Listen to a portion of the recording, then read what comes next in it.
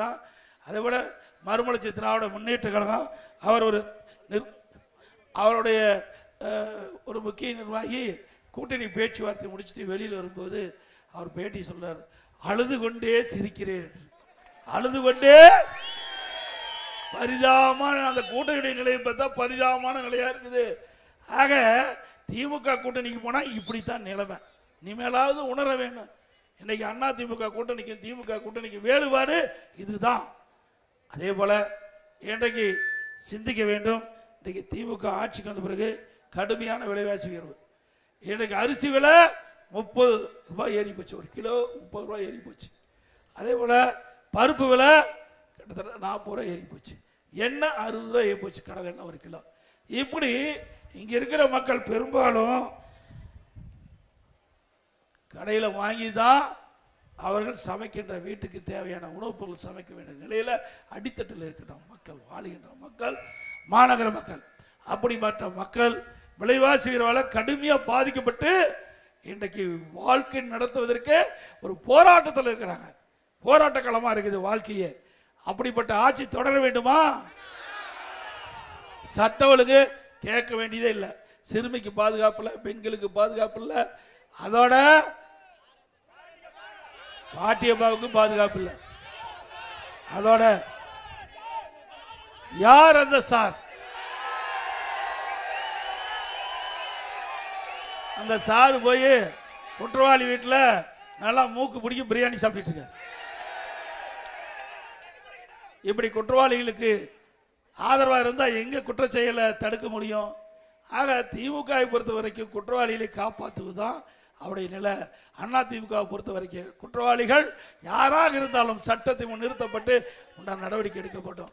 அது மட்டும் இல்ல, இன்றைக்கு அண்ணா பல்கலைக்கழகத்திலே பாதிக்கப்பட்ட மாணவி அவர்களுக்கு அண்ணா திமுக ஆட்சி வந்தா யார் அந்த சார் என்று கண்டுபிடிக்கப்படும், சட்டத்தை முன் நிறுத்தப்படும். அதே போல நீங்க பாத்தீங்கன்னா சென்னை மாநகரத்தில் அண்ணா திமுக ஆட்சி பொழுது வடிகால் வசதி செஞ்சு கொடுத்தோம். இன்றைக்கு ஜைகா உதவியுடன் உலக உதவியுடன் நிதி ஒதுக்கி வாங்கி 4 திட்டமா பிரிச்சோம். ஃபேஸ் 1, 2, 3, 4 4 பிரிச்சோம். ஃபேஸ் 1, 2 1240 கிலோமீட்டர் மழைநீர் வடிகால் வசதி அண்ணா திமுக ஆட்சியிலே செய்து முடிச்சாச்சு. ஆக்கி வச்ச சாப்பாடு சாப்பிட்ற மாதிரி திமுக ஆட்சிக்கு வந்த பிறகு திட்டத்தை நிறைவேற்றணும். இன்னைக்கு என்ன சொல்றாங்க? மேயர் 98% உயர்ந்து போச்சுனா, முதலமைச்சர் முழுவதும் முடிஞ்சு போச்சுனாரு. அப்புறம் இங்க இருக்கிற அமைச்சர் எவ்வளவு மழை பெஞ்சாலும் ஒரு சொட்டு தண்ணி கூட தேங்காதுங்கிறார். அத்தனையும் பொய் தானே? ஏங்க அண்ணா திமுக ஆட்சியிலே போடப்பட்ட திட்டம், அதற்கு தேவையான நிதி நாம ஜெயிக்காதிலிருந்து பெற்றுக் கொடுத்துருக்கிறோம். அப்படி இருக்கும்போது கமிஷனுக்காக இந்த அரசாங்கம் திட்டமிட்டு இந்த பணியை ஆமை வேகத்தில் நடந்த காரணத்தால மக்கள் பாதிச்சுட்டு இருக்காங்க. தரமான வடிகால் வசதி செய்யல. மீண்டும் அண்ணா திமுக ஆட்சி வரும். இந்த திட்டத்தில் முறைகேடு நடைபெற்றால் நிச்சயமாக கண்டுபிடித்து நடவடிக்கை எடுக்கப்படும். அத்தனையும் பச்சை பொய். மேயர் ஒரு பக்கம் பேசுறாங்க, துணை முதலமைச்சர் ஒரு பக்கம் பேசுறாங்க, துணை முதலமைச்சர் ஒரு பக்கம் பேசுறாங்க. ஆனா வேலை நடந்த பாட்ட காணோம். இப்படி வடிகால் வசதி செய்யாத காலத்தினாலதான் கனமழையின் போது சென்னை மாநகர மக்கள் கடுமையாக பாதிக்கிறாங்க. ஆக அந்த பாதிப்பிலிருந்து அண்ணா திமுக அரசு வந்து மீட்டெடுக்கும் என்பதை நேரத்தில் தெரிவிக்க விரும்புகிறேன். அதோட கோவம் ஆற்று கரையோரம் 17,750 பேர் குடும்பம் இருந்தது. அதையெல்லாம் பாதுகாப்பான இடத்துல குடியமர்த்தணும்.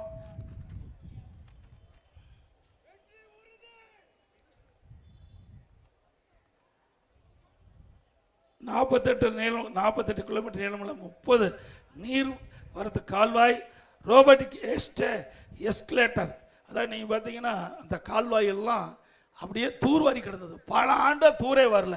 அண்ணா திமுக ஆட்சியில் தான் ரோபோட்டிக் எஸ்கலேட்டர் வாங்கி அதெல்லாம் தூர்வாரி அந்த கால்வாயில் பெய்கின்ற மழைநீர் முழுவதும் வருகின்ற சூழலை உருவாக்கி கொடுத்தது அண்ணா திமுக ஆட்சியில். அடையாறு பேசின், கோவளம் பேசின் மற்றும் கொசத்தலை ஆறு பேசின் ஆகிய 3 பெரிய திட்டங்களை 5 ஆண்டுகள் முடிக்கின்ற வகையில் விரிவான திட்ட அறிக்கை தயாரித்தோம்.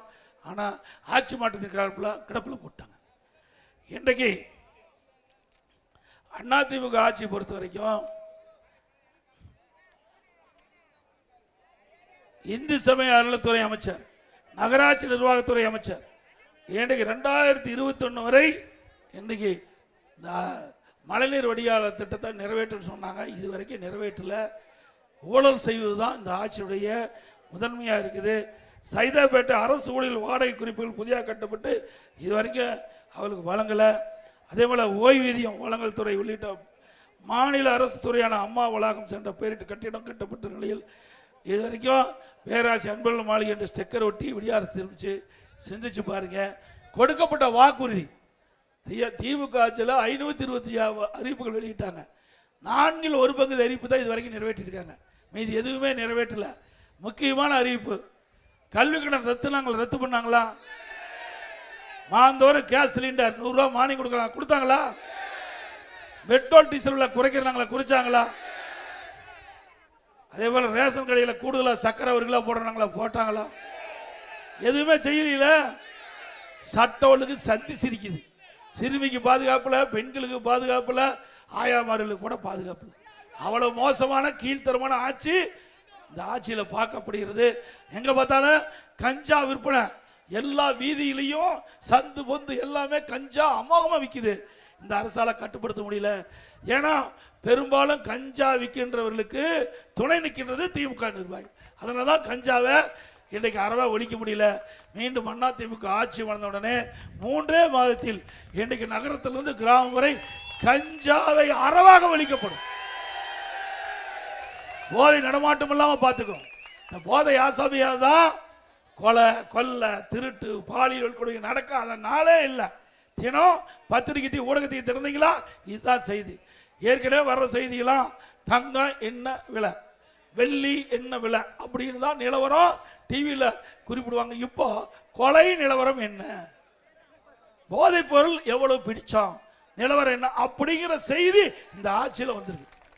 இப்படிப்பட்ட கொடுமையான ஆட்சி வேணுங்களா?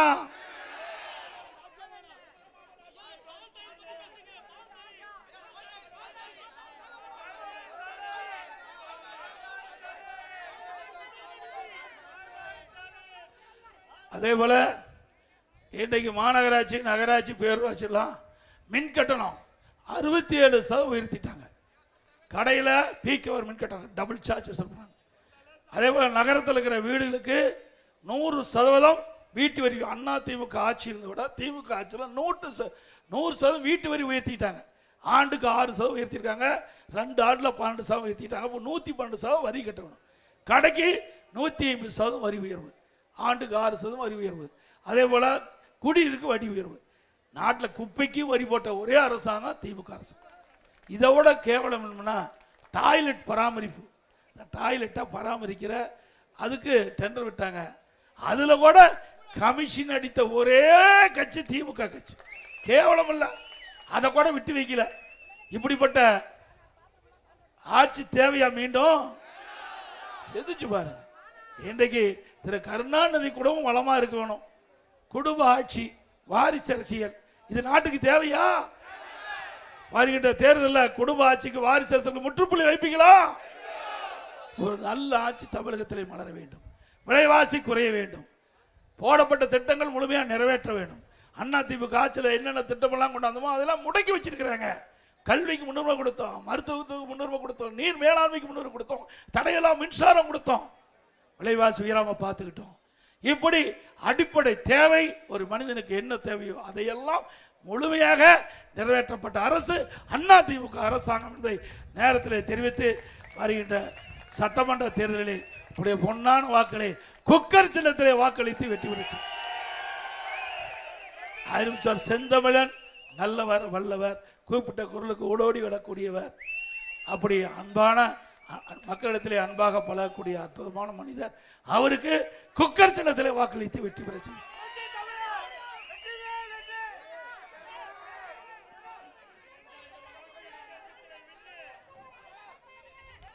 மக்களை காப்போம், தமிழகத்தை மீட்போம். மக்களை, தமிழகத்தை, மக்களை, தமிழகத்தை, மக்களை, தமிழகத்தை. ஸ்டாலின் மாடல் அரசு, பெயர் மாடல் அரசு. Bye bye Stalin. நன்றி, வணக்கம்.